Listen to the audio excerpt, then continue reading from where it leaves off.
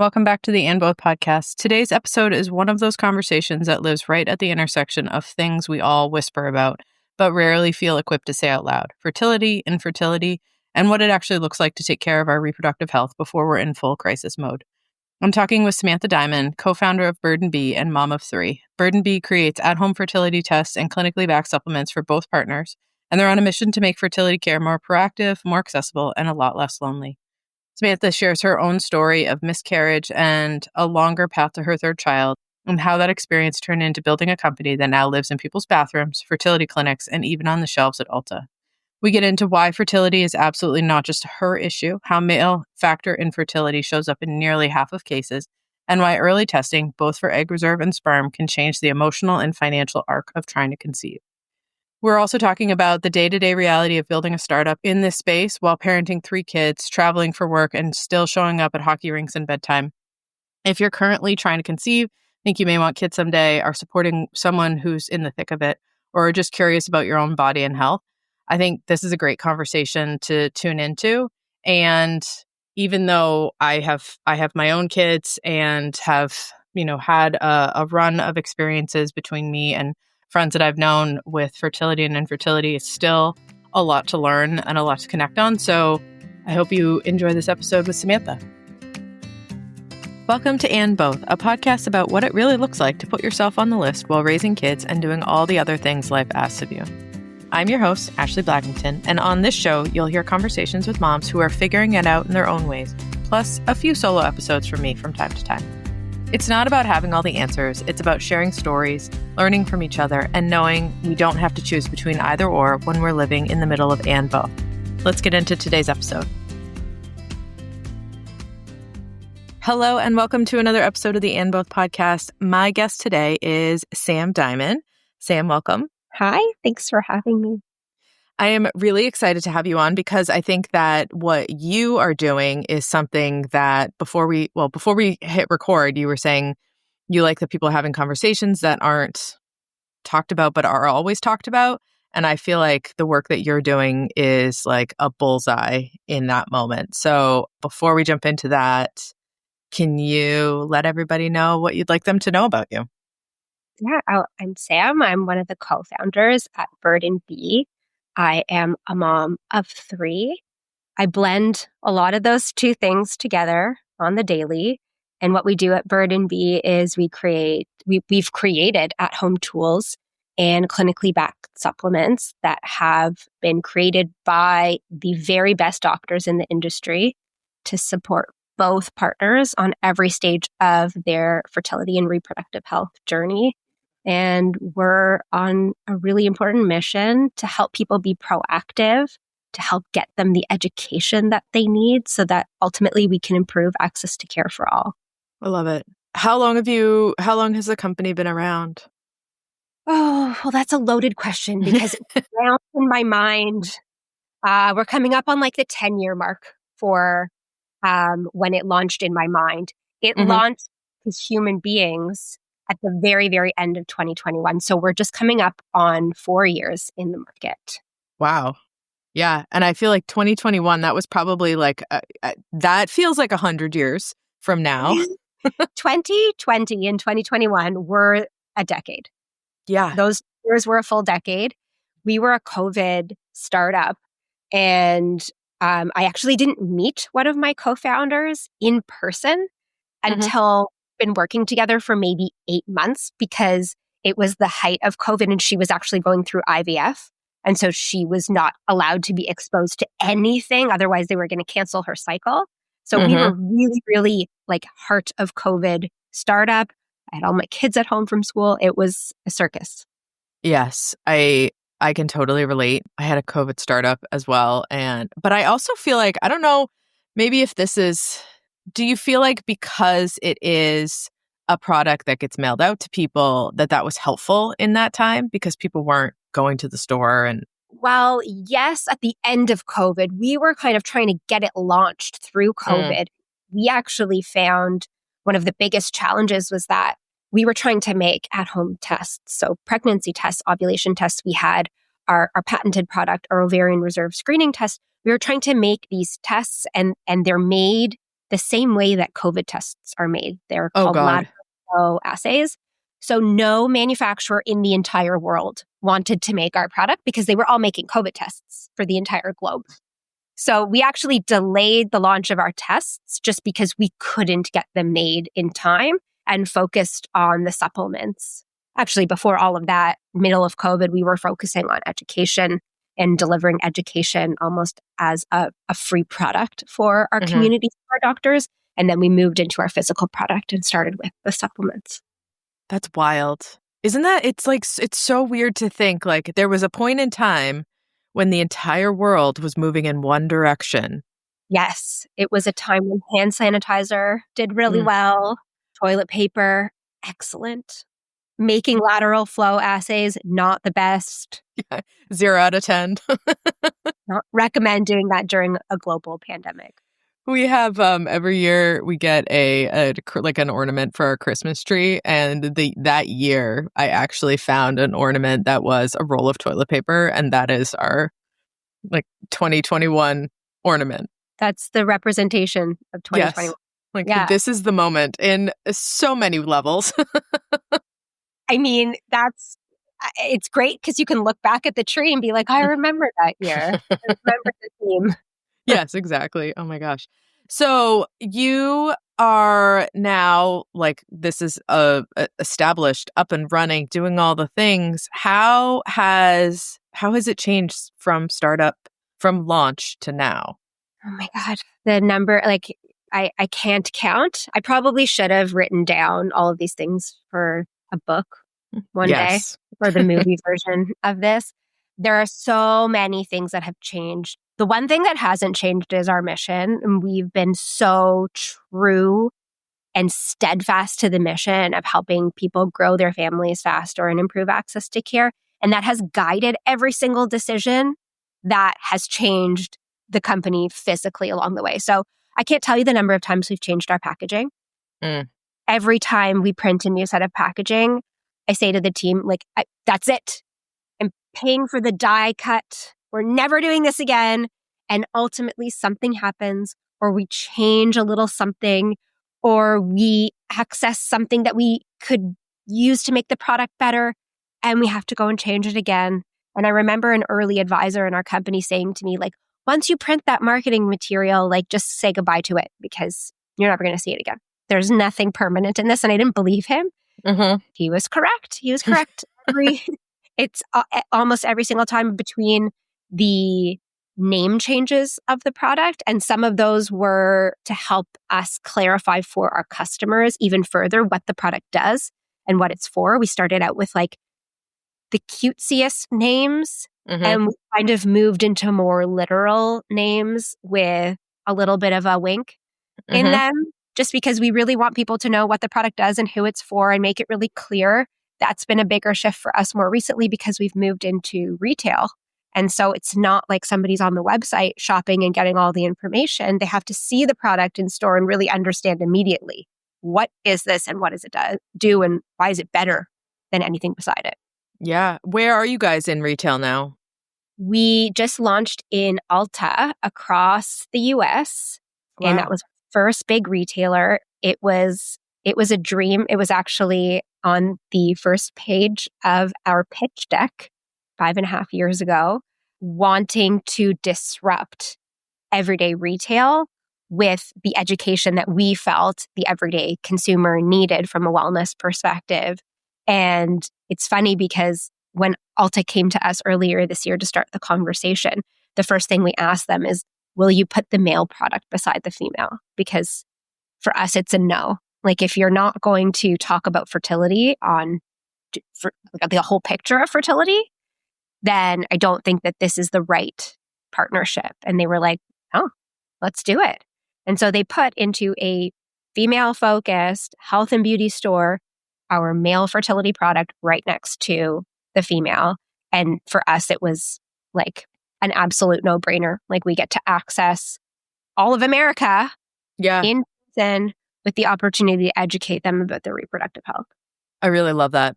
I feel like, too, like if it wasn't right next to the female geared products, where would it be? Like I'd feel like it wouldn't even be in Ulta. It wouldn't be.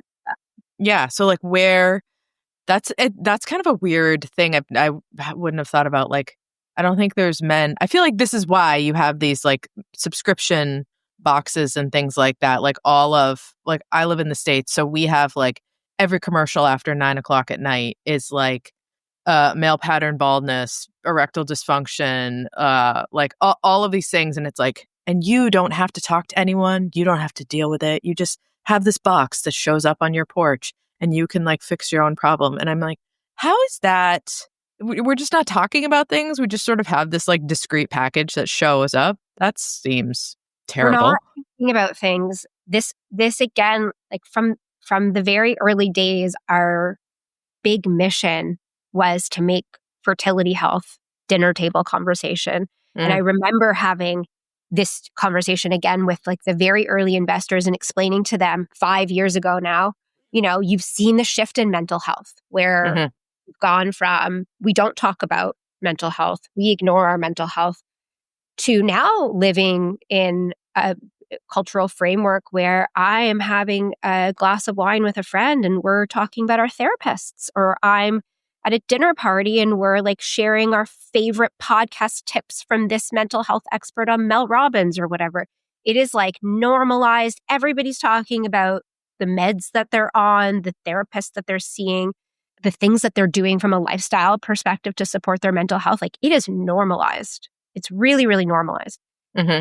Fertility is on that trajectory. We are getting there. We are seeing it in media. We're talking about it on podcasts. But male infertility still comes with a much deeper stigma. And that's what we're trying to get at. We have to talk about the men every time we talk about the women because the embryo is literally half and half. And infertility issues, when you go and you get an infertility diagnosis, up to half of that time, a male factor is involved. So if they are half the embryo and half the problem, we need to be having this conversation. And we as women, regardless of the diagnosis, we are still bearing the burden of the treatment.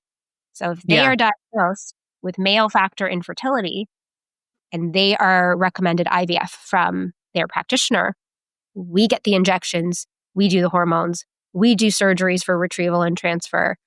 We're at the appointments, we're doing blood work, we're the ones receiving the bulk of that physical treatment.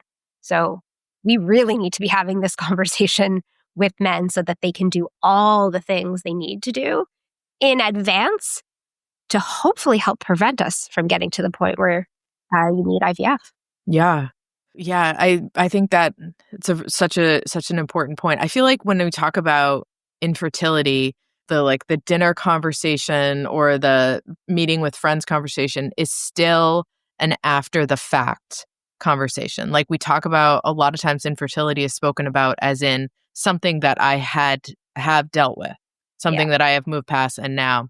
And I think that's the mental health trajectory that you're talking about is like the more we have it out there, the farther and farther back we move until we get to the point of I just got this diagnosis or we just got this diagnosis, and how do we navigate that? Which is helpful and also still I don't know, I feel like there's so much in the world that like social media and all this stuff like I feel like our lives like we just walk around with like an open underwear drawer. You can if you want, and it's just like but you still have these nooks and crannies, and I just didn't even I don't know, I don't think that I considered the male factor in terms of where would that outlet be? Like would there be a group of men hanging out at a bar talking about their new infertility diagnosis? I think that they're starting to. God, I hope so. I really do. I hear it. I hear it from our customers. I hear it kind of out in the world where there is conversation. There are starting to be men's support groups popping up. We actually sponsored one for the entire year here in Canada where they facilitated a support group just for men going through infertility to help them have better conversations, support their partners, do their part physically, like work through the feelings of stigma. A lot of men tie masculinity to fertility. And so there's a lot to work through. And again, we need to keep talking about it. Infertility is a disease. There's lots of things that can happen to you in your life that like it's not your fault. And we need to kind of normalize that conversation. But to your point about it being kind of a reactive conversation, this is where I want to see the shift. Yeah. We need to be talking about fertility and reproductive health proactively. The same way, like when I think about Ulta and I think about my past life in beauty, like we talk about skincare, we talk about hair care, we talk about Botox, all of these things are preventative. That's like normal, everyday conversation. But we're not talking about fertility and reproductive health in a proactive way. We're really still being quite reactive when it comes to healthcare and medicine. And I know that that is a shift that is presently in progress. Like we're thinking from a biohacker perspective, it's coming, but we have to do better. And I think we're talking about fertility too late regardless, where we could shift that conversation into, the mid-20s, where we're really, really educating in maybe a different and disruptive way. People will know, like, here are all the things I can do from a lifestyle perspective to really, really optimize my chances of success down the road and to hopefully prevent a very long, expensive journey where there are things that we could do. And the biggest one is early diagnosis. Yeah. I had a friend who had some fertility struggles and ultimately had a daughter, but she's probably, I would say like 15 years older than me. And I was talking to her, I was in my early 20s, and she was like, have you thought about freezing your eggs? And I was like, I have thought about going to the grocery store. I have thought about my car payment. Like, I have not thought about this. But because she had gone through this process and exactly that, like very long, late diagnosis, long fertility journey, IVF, tons of rounds, tons of medication, all this stuff. She was like, if I knew then what I know now, I would have done this, and this differently. It was the first time in my life that I was like, what do we talk? Like, what? This wasn't even anywhere on my radar. I think I was still in grad school. I was like, I don't know that this is where I thought my Friday was going to go, but now I'm thinking about this. Yeah, I think the big thing that happens, or is I guess one of the most common things that happen that we hear about both from patients and doctors, is when they get to the doctor, when they finally get to that correct doctor that they're supposed to be seeing, they say, why didn't anyone tell me XYZ sooner? I wish I would have known. I wish I would have known. And there are things that if you had known, for example, there's a pretty significant percentage of women in their 30s who experience symptoms of low ovarian reserve, or kind of a proximity to menopause that you wouldn't expect at that age. And there aren't a lot of warning signs at all. And it doesn't mean that you're not fertile. It just means that your timeline might be a lot shorter than you may have otherwise thought. And you really can only know if you go in for testing. So we have an at-home test that tests your FSH levels, which will be that signal. Get into the doctor. They're going to do an ultrasound. They're going to do additional blood work, check your AMH, FSH, and then they're going to work with you on a plan. Because if you don't make a plan, you also don't know how quickly your reserve is going to deplete. Like, there's no one that can tell you it's going to be this fast or this many years or this many months. And so if you have a plan, you at least have agency and you at least have decision-making power, versus if you have no idea what's going on in your body and you're 38 years old and you're ready to start trying and you end up at the doctor and they say, well, your ovarian reserve is extraordinarily low. We're now going to have to do likely a lot more IVF cycles, because not only is it low, but you're now 38 or 39, and the quality of those eggs is very different than it would have been 5 years earlier. And so you're going to end up with a longer and more expensive journey potentially. And if we can avoid that by giving people information earlier, then I believe we've done a service. Yeah, for sure. I think too, the other part that you probably encounter a ton is the fact that, I mean, for the US, the amount of research that is done on men, and then the results are generalized. Like the level of research that's female specific is abysmal in comparison. Yeah, I mean, it's the same in Canada too. Yeah. And it's as easy as looking at the recommended nutrients you need in a day. So there's a chart that's put out through both countries, actually, and governing bodies in both countries. And in Canada, you have kind of, or in the US too, I think it's both. You've got children or toddlers, children, adults, and pregnant and lactating women. But what about the women who are also adults that are not pregnant or lactating? Because the men and the women do not need the same amount of nutrients in a day. So when you look and you see the iron recommendation for somebody who's not pregnant and lactating for an adult is 18 milligrams a day, men and women do not need the same amount of iron. We have a menstrual cycle. We bleed once a month. We need more iron than men. We process things differently. Why are the nutrient charts just adult? That doesn't make any sense. No.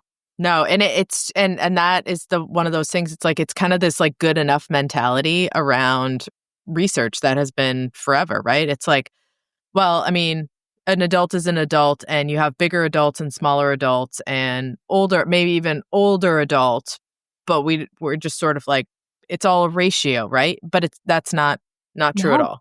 No, women are not, it's Dr. Stacey Sims, it's my favorite comment. Women are not small men. We have a completely different system. We need to exercise differently, eat differently. We need to sleep differently. We need more sleep than men.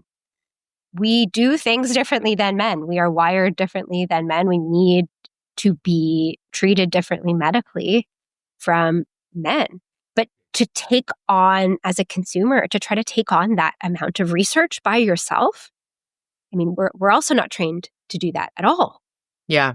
So that's what we've tried to do with Bird and Bee. We have had the doctors do the research, dug into the proper clinical studies to pull out the recommended amount of nutrients for each specific person at each specific stage that they're going through, so that you as a consumer are not spiraling on the bottom of the internet, trying to cobble together your own medical care based on studies that, like, unfortunately are very, very difficult to read. And that's why people who are qualified epidemiologists are the ones who are reading our studies, because I can't interpret a study the same way a qualified scientist can interpret whether a study is good and sound. And also, too, I think one of the things that people maybe sometimes miss is who is putting on that study. So is it the company that wants you to buy this, this, and this, or are they independently done scientific studies that's where you're pulling your research from? And I think that that's really hard part about the day and age of the internet, is that you can find something that looks like research because it's literally formatted like research, but then you get to the bottom and you read that it is sponsored by such and such company. And that's not to say that like all company sponsored research is not great, but you have to know what's the ultimate recommendation and how does that fare in the greater context of whatever that study is looking at. Yeah, there's an element of that. And I think my thoughts around that are sometimes because we fund our own studies. We've gotten a couple of grants to support, but for the most part, they're self-funded because that's kind of what you have to do. Again, like the amount of research funding that goes to women's health is something like 2%. Yeah. Like, it's really, really small. And so I do actually think it's really important for companies to be participating in advancing science, because we actually can't count on our governments and governing bodies to do all of the research. But it's important I guess, more related to the type of study that's being done and understanding, like, is this an IRB approved study? Like, has an international review board approved the study, approved the ethics and the format of the study? Or is it just like a survey a company's putting out, asking their customers, like, what % of you felt better after 3 weeks? Yeah.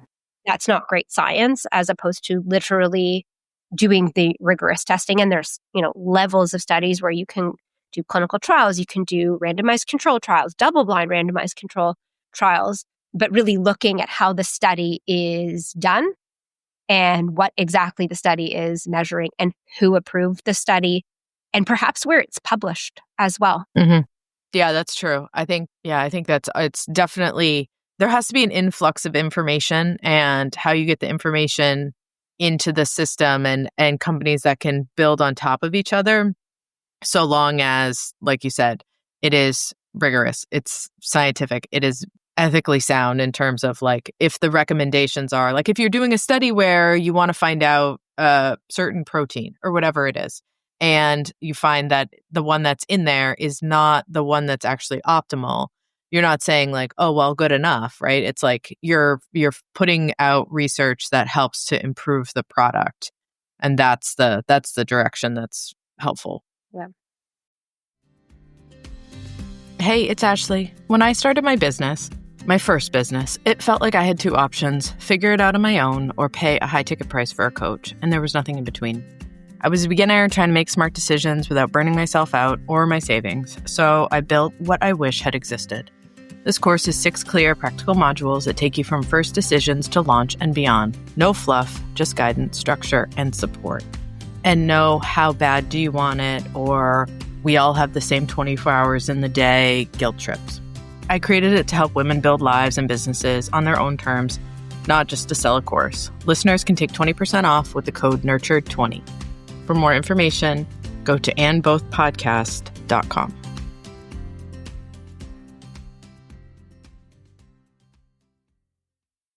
So across the line, how many different products do you guys have? We've got about 10 or 12 supplements, and they're kind of versions for each person at each stage. So we have our preconception fertility products for males and females, and we've got our pregnancy product line for females, and we've got a few different products within each SKU, again, very dependent on how they're feeling. So for pregnancy, we have, our amazing complete prenatal. But we also know, and I was one of these people, I was extraordinarily sick in all of my pregnancies, to the point where even looking at a capsule would just make me want to vomit. And so we made a gummy version of the prenatal. And then we also have a gentle version that is a pill form, but extraordinarily kind of tapered down. So we got rid of some of the nutrients and vitamins that tend to be a little bit more harsh on someone's system, like a bunch of the B vitamins and zinc. And we say kind of, if you're not feeling great, we've got these gentle ones, either capsule or gummy. And then when you're feeling better, you can, level back up to that complete prenatal where you're getting your whole kind of 23 different nutrients in a day, but we want to make sure you're covered off at a baseline. And then we've got postpartum and lactation products. We actually launched a year and a half, 2 years ago, a product specifically for PCOS. And it is my favorite product that we have because I have PCOS. And because of this product, it's an inositol combination. I no longer have to take birth control or any medication to get a regular cycle.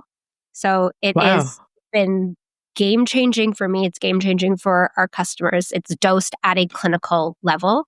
And that's kind of the key thing across all of our products. Again, they're formulated by fertility doctors who have done the research for the consumer. So everything is dosed at a level that your doctor would approve of and that has an actual impact. And so that's the supplement line. And then we have 4 at-home tests, 3 for females, pregnancy, ovulation, and our ovarian reserve. And my favorite test, which is our at-home sperm test. That's probably, I feel like that might be your best seller. Probably not, but it's in our top 4. Yeah. Yeah. Cause that's a whole thing, right? Is going in for that testing.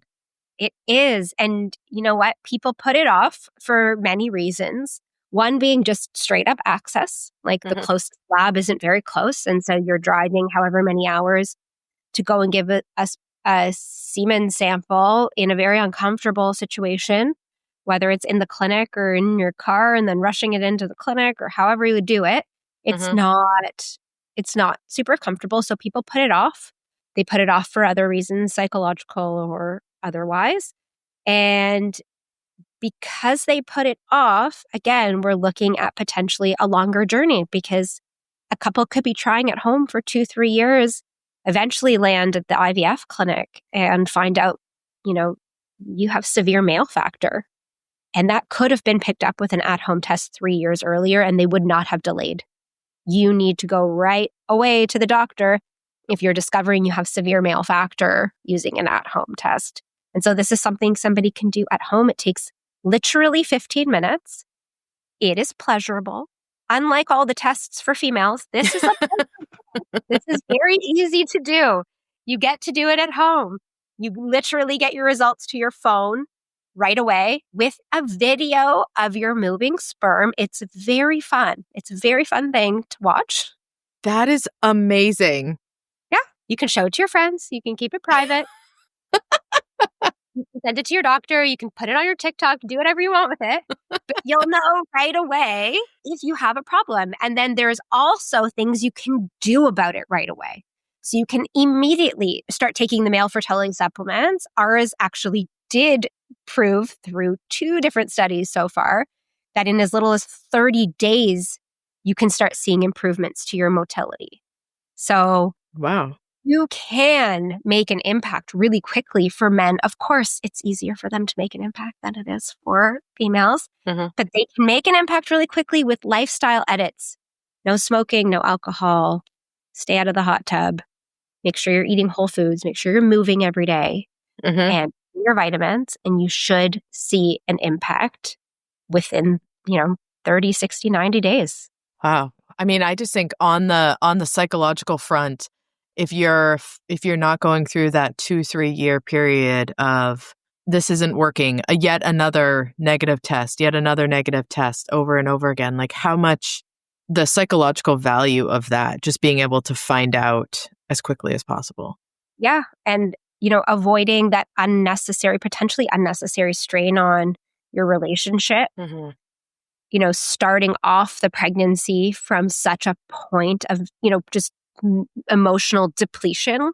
And it's not to say that you won't necessarily have to go through a lengthy fertility journey, because everybody's journey is different. And there are, medical factors that can impact the way something goes. But you won't have wasted the time trying when the real issue needed to be resolved with a doctor right away. Yeah. Yeah. So you have kids. You have 3 kids, you said. How old are they?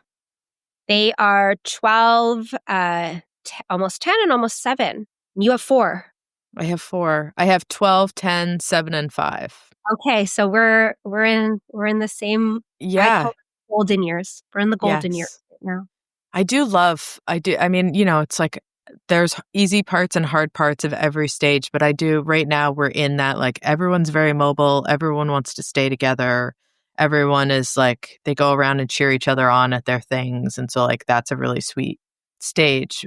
But so your oldest was very young when you had this idea, even before you launched. Yes. How did they factor into all of this in terms of, like, thinking about this and your own journey? Yes. So these ideas started bubbling up just after my second son was born. And it was kind of going through a very long process of iterating on what this should look like and how we could build something. And I ended up miscarrying between my second and my third child. The experience was absolutely devastating, and it wasn't anything that I had ever pictured or prepared for, even though my husband is a fertility doctor. So I live with the source. I live with the person who deals with this all day, every day. I understand from a statistical perspective how common this is. Still was blindsided and shocked. And just, I was non-functional for a period of time because I was so sad. And as I started kind of coming out of that and coming through it, and then going through a fertility journey in order to conceive my daughter, I started down this path of medical support, and then was introduced through my fertility doctor and through my husband to the naturopathic side of the equation. And when I was exposed to this true manifestation of integrative care, like whole person care, it was kind of then that the new light bulb started going off for Bird and Bee. And like, how can we provide early education, early screening, get people to the doctor faster, but then also help support them in a way that's integrative and not have to necessarily go through this like crazy process of trying to find the right naturopathic doctor and then paying out of pocket just to get a vitamin regimen. Yeah. And how could we also prevent them from having 16 bottles of supplements and spiraling again on the bottom of the internet, like which kind and what brand and what to do? Like, can we just take some of the load off? And can we present the information in a way that feels educational, but also warm? Can there be one place? Can everybody have this fertility doctor at home with them so that they're, prepared for parts of this journey and that they don't necessarily have to go through everything that I went through and I know many, many others have gone through. And that's kind of, that was the thesis and kind of the jumping off point of where we really started. Yeah. It's like having your friend's couch and your doctor in the same space of like, how can we make it less? I also feel like this is kind of where the perimenopause discussion is heading too, where like fertility is just really, it's moving into like the lights and sirens of Main Street. Yeah. We're finally talking about the thing that happens to every single woman on the planet. Can you believe it? We're finally talking about it. I go back to conversations various investors have had with me over the past year, and they're like, "Oh, what are you doing for perimenopause?" I'm like, "Did you all just figure out that we all go through this, and that there's a huge market here if you pay attention?" Mm-hmm. Women, interestingly, though, a lot of the things that are really good for your fertility are also really good for you in perimenopause. So when we talk about antioxidants to support your fertility and egg quality and sperm quality, eggs and sperm are cells. So antioxidant support for cellular health and preventing cellular damage, super important in perimenopause. Mm-hmm. So we got to learn again early on how to take care of our bodies really well. And then we have to continue taking care of our bodies. It's not just like these phases of life where we have to take care of our bodies before some, big phase. Like we just take care of our body before pregnancy and then we forget about it for a while. We just take care of our body like leading into perimenopause. Like it is a constant. It is like an everyday commitment to making sure you can lift yourself up for the rest of your life. Mm-hmm. So I worked this always makes me think of this, is I worked as an inpatient therapist for a very long time. And it was generally the people that I saw were 70s, 80s, 90s. I had a couple 100-year-old patients. And the women that did the best, they came in because they had surgery or there was a fall or whatever. The women that were the most mobile and functional and just sort of a generally good level of health were not the women that went to like 5 days a week of 90 minutes of, class, or they had like personal trainers and they had all of this stuff. It was the people that watched the least amount of TV, the people that walked, the people that gardened, the people that were just sort of always in some sort of motion. And like by far, way better than people who were like, I have this routine, I do this, and this. It was people that just had this general basic level of momentum in their life. And I feel like this is a very similar idea. It's like, you're not going to all of a sudden like crash, take care of yourself. Right. You just stay the course. Nothing has to be wild and drastic, but that you're always sort of keeping it in mind and you will be fine.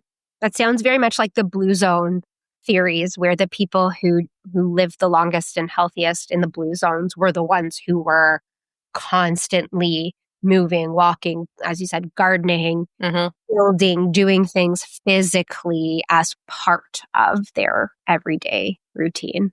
Yeah. it's one of those like just continuous maintenance.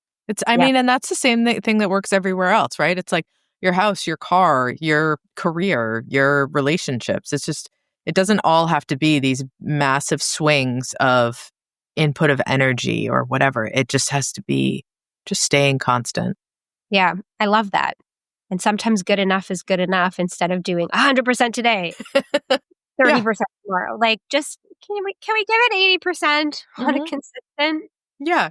Yeah, like figure out where you can consistently show up and just do that. Make that your 100% and you're going to be better off than most. Right. The showing up 100% of the time is the Yeah. consistency. Oh, Yeah. So how has it been navigating, cuz we're in the and both situation here. How has it been navigating? You're in a really busy time of life with kids and I mean, I have no idea how you've do all of the things. That's a huge product line. It's a huge ongoing, those conversations with investors, those conversations with retailers, all of that is massive amount of time. How are you navigating? well, I have a lot of help, and I don't think anyone can do the parenting and work a full time job Hmm. without really calling in that village. And so I'll be the first to say I have a full time nanny. And if I didn't have a full time nanny, I could not do my job because as women, we're kind of already set up for failure. School starts at 8:30 and school ends 3 o'clock. And Hmm. the workday is supposed to be 9 to 5. We know that that's not real. But those are already outside of the hours of when your children are needing to be in their care. So without additional support, I would have a whole chunk of the day I would have to figure out. And my kids are a little bit older now and a little bit more self-sufficient, but when they were younger, that was critical for sure. I have amazing friends and family who I call on all the time to help with carpooling and pickups and drop-offs and play dates and all of the things. I had to do a whole bunch of traveling earlier this year where I was away for the better part of probably close to 7 weeks, like in a row. Mm, And I really, really, I called upon the village, and I am also a villager. So whenever I'm able to be the villager, I am also doing the carpooling. I'm also really, really good at working in between things. So we are and bothing all the time. I hate the word balance. Like it's not balance. yes. We are blending all the time. So I'll drive to the hockey rink. I got an hour. I used to be at hockey an hour before hockey Hmm. starts. It's a weird Hmm. thing. And so we get to the hockey rink an hour before. I bring my laptop and I have an hour for additional work before the game starts. And then, we head home, get everybody ready for bed. And then I got another hour or two of work at that time. So it fits in. It fits Yeah. in between. I recently tried something new where I actually brought my son with me on a work trip, my oldest. And so I had to be in New York for 3 days, bunch of meetings, events. And he came to do Ulta store staff training with me. And he came to an investor meeting with me, did his homework on the side. He came to 2 podcast recordings with me. And in between, he got to see Central Park and the Empire State Building, but he also got to see what it looks like to work and to work really hard. And for me to go through all of the emotions that I went through on that trip, I was nervous, I was frantic, I was proud, I was packing gift bags in a hotel room, I was doing my makeup and sweating before, a big podcast opportunity. And he got to see the process. And, he may not be able to verbalize all of the things that he saw and was feeling, but I think he internalized the experience and understands how hard it is, but also can, take that and hopefully it impacts how he operates in the world when he grows up. Yeah. I think the entrepreneurship part is such an incredible thing that we can show our kids.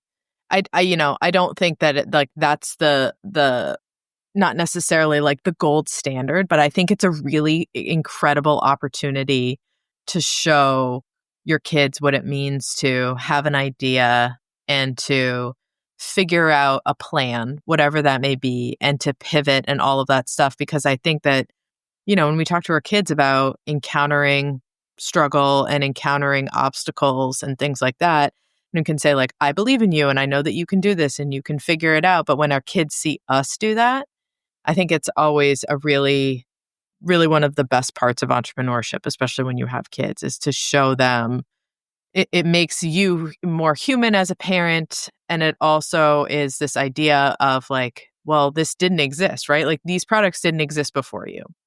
And now they're here and these are all these opportunities that are happening. And this happens with my kids all the time. And I have really wanted to bring my oldest with me on a trip. And I haven't yet, but it's exactly that because, she's so curious about what do you do? Because Yeah. I don't go to an office. I don't go to, like a job place, so to speak. And so that's what they see is like mom's on her laptop and mom is like finishing up a call. I have a little thing on my door that my husband got for me and it spins and it says like, on a podcast, like office is closed, all this because you're here and you're always here and they're coming in and out and you're like, guys, I'm at work right now. I'm in our house, but I'm at work. But I think it's such a cool opportunity to show our kids how passionate we are about something and how we can figure stuff out as we move through the world. Totally. It's I hope one of their most standout lessons in resilience. Like this is hard. It's really hard. And some days are really hard. And some days I'm crying because it's so hard. But then I get back up the next day and I'm doing it again. And they can see, for them, like I have a physical product. So they can actually see sometimes the evolution of a physical product. When we were making our gummies, they tried them all. They tried the gummies as they were coming in. They're like, I don't like that flavor. I don't like that flavor. And then they can see the final result. Like, this is delicious. I'm like, yeah, you see how long that took? Yeah, it doesn't just show up, right? Like you don't go to a Target or the grocery store or whatever and you grab something and it tastes good. It's like how many iterations of like, got to that point. Yeah, but they get to see it and it's so important. Mm-hmm. I love that. I really love that idea of like bringing your kids to work. And I also love the idea that we're now in a place where that is more normal than not. Yeah. And we decide, like we can decide if it's something that we want to do. And if somebody else isn't super comfortable with it, it's kind of too bad. Yeah. Yeah. It's like one of my favorite iterations of and both, right? Is like, I am on a call, two of my kids are fighting, and I'm like, oh my gosh. And one of them comes in and they sit down on the couch and they quietly like are coloring or something like that because they know that I'm on a call because I have headphones on. But then they're here seeing the meeting. And like also too, full disclosure, it doesn't always go like that, right? Like I've had the kid run in the room like completely naked and be like, excuse me, I'm so sorry. Like, because they were little. Yeah. And like, I mean, such is life, right? And Yeah. when we get to create our opportunities, like it is and both. Yeah. When you're creating opportunity, you're creating in a space where you do have and both. Yeah. And your whole self shows up. Yep. Where would you like Bird and Bee to go and grow as you look at the future? Because I mean, Ulta's, that's a massive thing. I feel like. Yeah. I am hopeful that our company becomes the one that people think about when they're thinking about getting pregnant. I want us to be the company that they think of and trust. Bird and Bee is where I'm going to go from the beginning all the way through my journey and beyond. And on top of that, I hope that we are able to be part of a cultural change where we are talking about fertility really, really early on, where we destigmatized it to the point where it is normal and everyday conversation, but we recognize in our early 20s that overall health is also reproductive health. And so that includes our cycle, it includes our sperm, it includes all of these things. And we're able to have that conversation with younger and younger people so that they do have the opportunity to be proactive. Yeah. And it's that continuum, right? It's like I feel like so many people in their 20s or people that are trying not to be pregnant are like, I'm not thinking about it because I don't want this to happen. It's like, well, you can still be doing things that help you in the long run before you're ready to start trying to have kids. And the things that are good for your fertility are good for your overall health. So if we can all be doing the things from a very early age that make us healthier people, I mean, we do a service to the entire world. We reduce reliance on public health systems. We reduce reliance on primary care. Like we do big, big, big things. And I think that healthy people are also really swell people. I think healthy people who feel good in their bodies are often kinder, more patient, approach people a little bit differently than if you're really feeling crappy in your body and you're really, unhealthy. So I think it just does an overall service to the world. I like that. Let's echo that message from the rooftops, especially nowadays. It would be nice to have more patience and more kindness and more feeling good in the world. We have so much not great news and not great things going on that, if you're, I agree, like feeling like junk, all you hear is not great things. Yeah. Totally. Go for a walk. Take care of yourself. Everybody, just go for a walk. You'll never ever feel worse after you go for a walk. Right. Go for a walk. Go for a walk. And feed and water yourself. Put yourself in the sun. Like you're a plant. You're a plant with a big personality. Yeah. Well, this is my thing. Well people are swell people. I hope you have a t-shirt for that. I'm going to make one. As you should. And let me know what the link is. I'll put it in the episode because I think that is awesome. And I will wear that for sure. Okay. So it'll be my bag for 2026 t-shirts. T-shirts. Let me add business too. Yeah. You need another line to focus on and to iterate on for the next ever. I'll get right on that. Oh my gosh. Well, it was really, really nice to hear about your journey and all of the wonderful things that you are doing that is clinically backed and research backed and all of those things. I think that also has to be highlighted over and over again. So if you can let people know where they can find you, find Bird and Bee. Yes, you can find us at birdandbee.com. That is Bird and Bee with one E. And you can find us across the US at Ulta locations. You can find us at fertility clinics. We're actually sold in fertility clinics across Canada and the US. So if you are in a situation where you are in clinic, have a look for us there too. Love that. Do you guys is the testing available? Can people get that in the clinic? Will they get that or is that separate? Usually the testing people are doing ahead of the clinic. We're what gets into the clinic once they have a result that may not be ideal. We actually can pair them with the clinic. So they can send us an email at clinics@birdandbee.com if you need a pairing with a fertility clinic. We work with some of the most incredible doctors and we refer, there's no fees or anything attached to it. We just refer out based on who we know is amazing and where you live. So you're never left to kind of take results and not have a next step. And the tests are available on birdandbee.com. They're available on Amazon. They're available on Ulta.com as well. I really love the pairing piece. That's so important to not leave people hanging. It's like you got not great news. Now good luck to you. Yeah. So that's, again, well people are swell people. You are living it. Yeah. Thank you so much for coming on. Thank you for doing what you do. Thank you.